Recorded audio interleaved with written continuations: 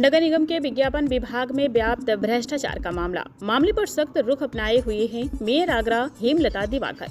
शहर में आवंटित यूनिपोल स्थानों को लेकर निगम आयुक्त से पूछे सख्त लहजे में सवाल। शहर में एलेक्स को 100, प्राइम्स 8 को 200, फ्रैंक को 50 यूनिपोल लगाने का हुआ था टेंडर। यूनिपोल के हिसाब से राजस्व न आने पर जताई थी नाराजगी। नगर आयुक्त से सभी विज्ञापन एजेंसियों की तलब की है फाइल्स, लेकिन पत्र लिखने के बाद भी अभी तक उपलब्ध नहीं कराई गई फाइल न मिलने से नाराज दिखी मेयर। बोली कल एक और पत्र होगा जारी। अगर जल्द फाइल नहीं हुई उपलब्ध तो मुख्यमंत्री से मिलकर इस धांधली की करूंगी शिकायत मेयर। किसी भी हाल में वित्तीय अनियमितताएं नहीं होंगी बर्दाश्त। टेंडर को निरस्त करने के मेरे आदेश के बाद भी क्यों टेंडर नहीं हुआ निरस्त और क्यों बढ़ाया गया समय, इस पर भी नगर आयुक्त से करूंगी सवाल जवाब मेयर।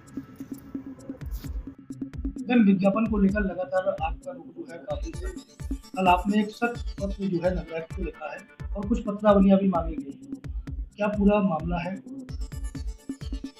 जो पहले टेंडर उठाए गए थे, मुझे जब जानकारियां मिली हैं तो वो जो टेंडर थे रूल्स के मुताबिक पहले वो पूरे नहीं हुए। जब वो पूरे नहीं हुए तो नया टेंडर निकालने का मतलब ही नहीं बनता है। तो मैंने एक लेटर जारी किया था नगर आयुक्त जी के लिए कि पहले मुझे जो पहले टेंडर आपने निकाले थे उसकी पत्रावली दें, मुझे समझाएं कि क्या वो पत्रावली नियमानुसार चल रही है या नियमानुसार पूरी हो चुकी है।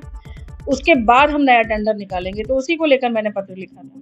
शहर में लगभग 350 जो है चिन्हित स्थान है जहाँ पर यूनिपोल लगने थे, लेकिन तमाम एजेंसियां कहती हैं कि हमें स्थान उपलब्ध नहीं कराया था, जिसकी वजह से राजस्व पर सीधा इसका असर पड़ता है। क्या लगता है कि कहीं ना कहीं इसमें धांधली के संदेश? मैंने पत्रावली मांगी है, फाइल अगर मेरे पास आएगी तो मैं उसे पढ़कर आपको जवाब दे पाऊंगी। इसके लिए मैं चाहती हूँ कि आप नगर आयुक्त महोदय से इसके बारे में पूछताछ करें।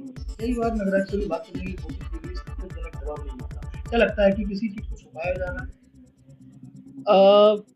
छुपाना तो नहीं चाहिए, लेकिन अगर जो मेरे संज्ञान में आया है अगर छुपाएंगे तो मैं इसके खिलाफ चाहे कोई भी अधिकारी हो मैं कार्रवाई करूंगी। लगातार आप पत्रचार कर रही हैं। लास्ट टाइम भी आपने देखा कि आपके जो जनदल के होर्डिंग थे वो उतार दिए गए थे, अन्य लगे हुए थे, तब भी आपने अब वो कुछ कारण हो सकता है जिसकी वजह से शायद उनको लग रहा हो कि होर्डिंग उतारने चाहिए तो उतार दिए उन्होंने।